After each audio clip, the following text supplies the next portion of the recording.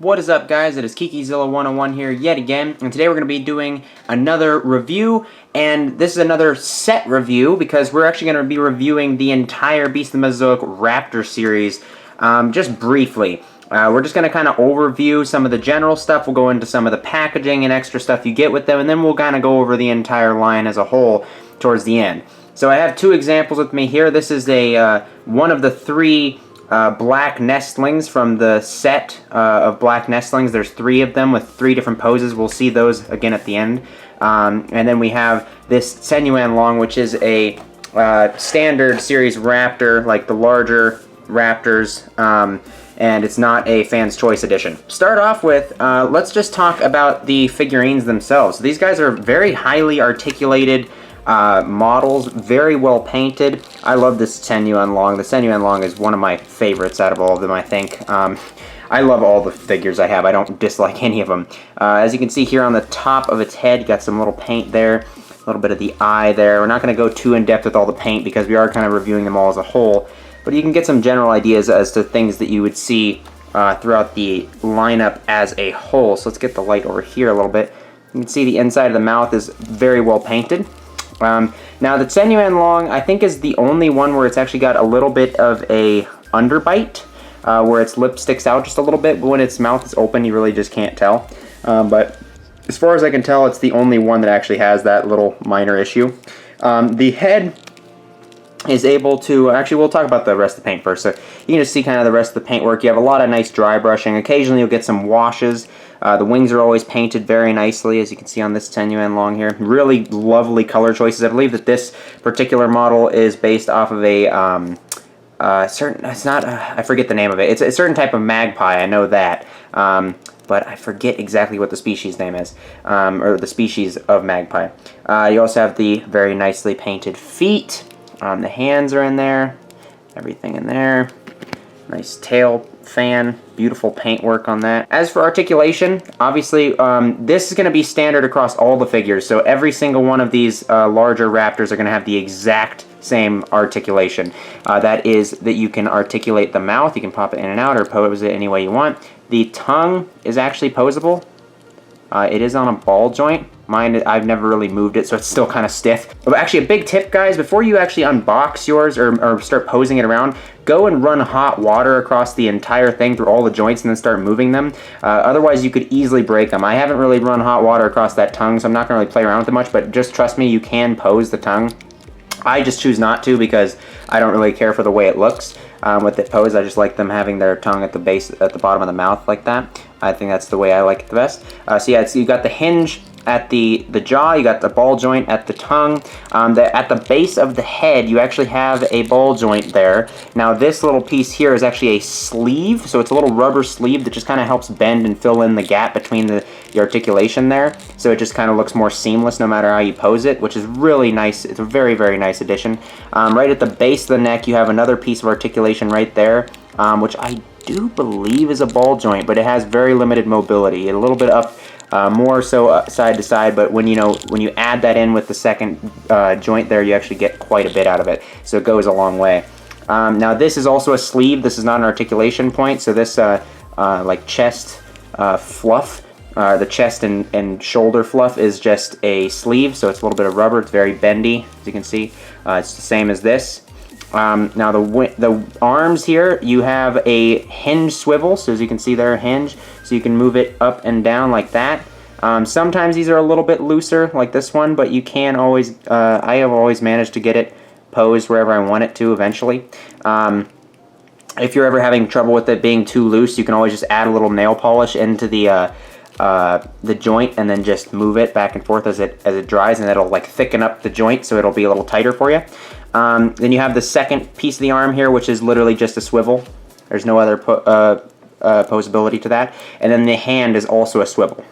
So you can obviously, since you have the hinge swivel, you can spin it like this, but you also can bob it. So you can move it out like this and bob. You can do any of that you want. But with the rest of the arm, it's just back and forth. And just back and forth on this as well. But it definitely gives you a lot of posability and options for the wings there. At this centerpiece of the chest, and that goes for both arms, obviously.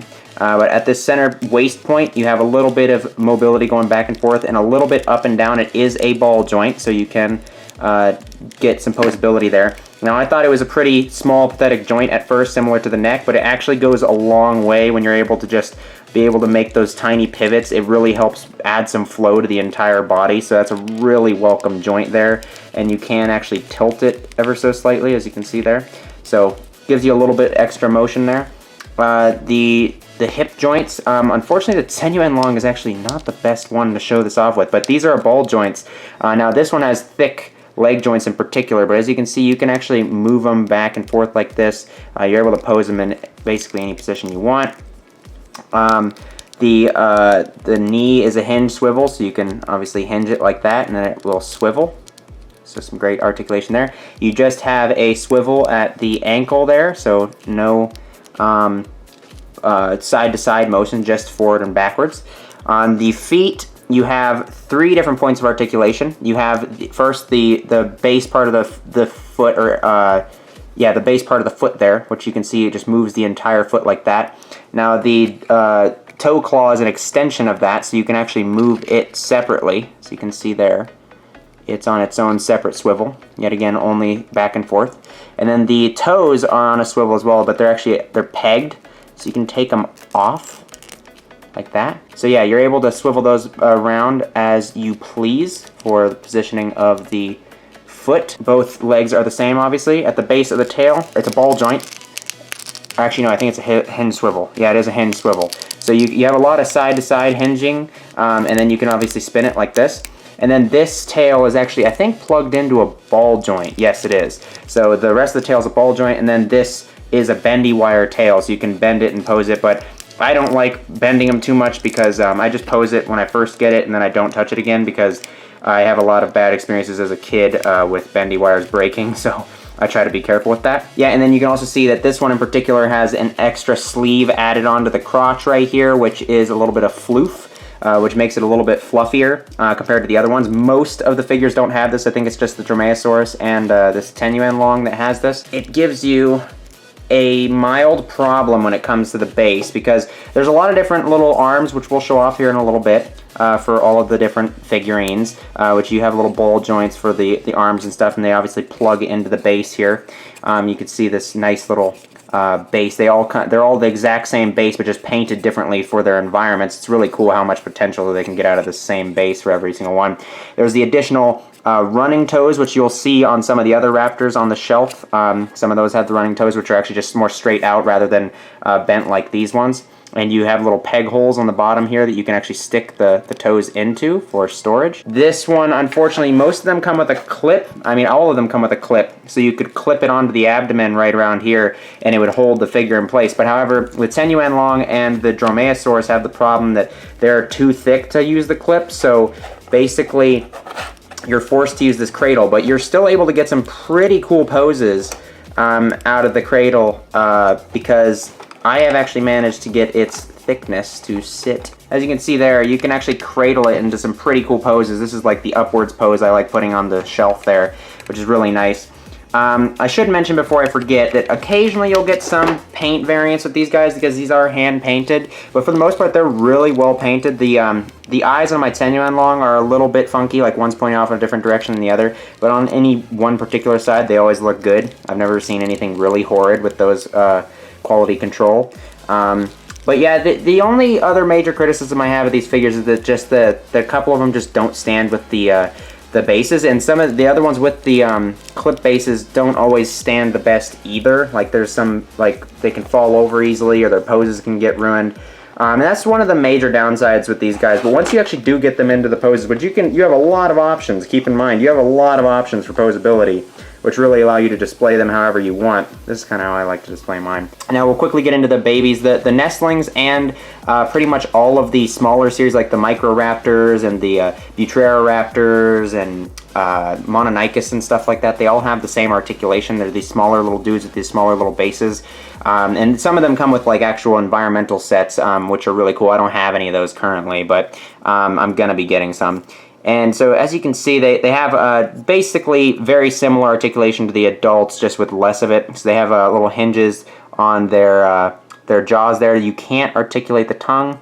That's actually locked there, but you have a little hinge for the jaw there, so they can open and close their mouth. And they have a ball jointed neck, so you have a lot of, and it's a double ball jointed neck actually, so I should mention you can actually kind of make it extra mobile in its socket, as you can see. It's got 2 ball joints. I think these are hinge swivels, as you can see there. Yep, hinge swivels, so you can pop them in and out. You can obviously move them side to side like that. Really nice little arm pieces. The legs are, I believe, ball joints. Yes, they are ball joints. So you can see you can pose in and out and move it any direction you want.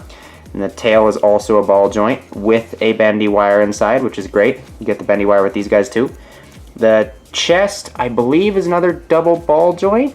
Yes, it is. So you have another double ball joint, which is hard to see it moving, but just trust me, it moves the same way as this one. So quite a bit of options there. So really nice posability for these guys. And also some of them come with like sitting legs. Some of them come with a different posed head or a tilted head. And other variances like that, and even like running legs and stuff, and you can mix and match them. So I've actually taken parts off of certain ones, like their head, like actually I think it's in particular their legs. I just popped off their legs and switched up the legs on any of them, and I could make them all into different poses, and you'll see that once we show off the shelf there. So yeah, that's basically the articulation and quality of these guys. They're always really great. Now with the boxes for like the bigger guys, this is what the box looks like for my latest one I've gotten, which is the second release Velociraptor. I just decided to mix it up and get some different boxes so you guys can see, and it comes with like a little checklist at the back. You can read any of that if you really want to. It just comes with all these raptors on the back there. In there you get a bunch of your different options for the base standing and stuff like that, and a little booklet that tells you kind of how to put everything together. Just a really nice looking box. The newer series stuff actually comes with a metallic logo there, as you can see, it's shining. So really cool metallic part that comes with only the second release figures and the newer release stuff, so like the black variant Velociraptor and on. So just a really nice looking box. They all come really well packed. And then with the nestlings, they come in this little thing, and they have their little art back there. This is for the gray nestlings, which I also have. They have a wonderful little art piece right there.